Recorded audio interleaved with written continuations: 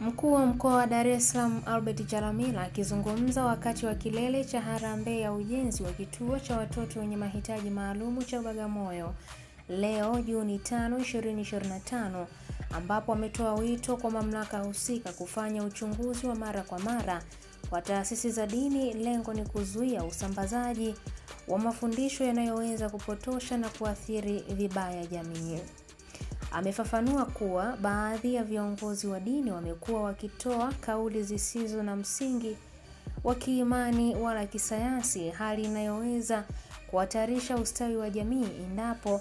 Alitolea mfano wa tukio la hivi karibuni lililotokea Mwenge jijini Dar es Salaam, ambapo kiongozi mmoja wa kidini alidai kuwa ifikapo mwezi wa 3 wanaume wote watapoteza nguvu za kiume. RC Chalamila amesema kuwa walilazimika kwenda moja kwa moja kwenye taasisi hiyo na kumhoji kiongozi huyo ambaye alishindwa kutoa ufafanuzi wa kauli yake. Hii ni ABT Media na mimi ni Irene Nziku.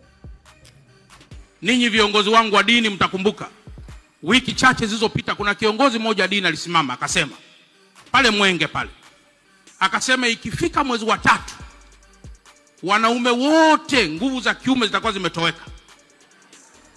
Sijui kama mnakumbuka, kama kweli mnaangalia. Mheshimiwa Rais, niliamua mimi na wenzangu kwenda moja kwa moja kwenye ile kanisa pale. Tulipomuuliza yule bwana, je, hiki ulichokisema kikoje? Je, ni sahihi kukihubiri hapa?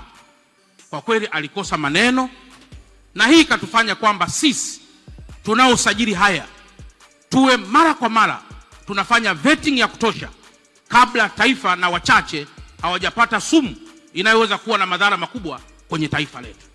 Baada ya kusema haya, Mheshimiwa Rais, nakushukuru sana na asanteni sana.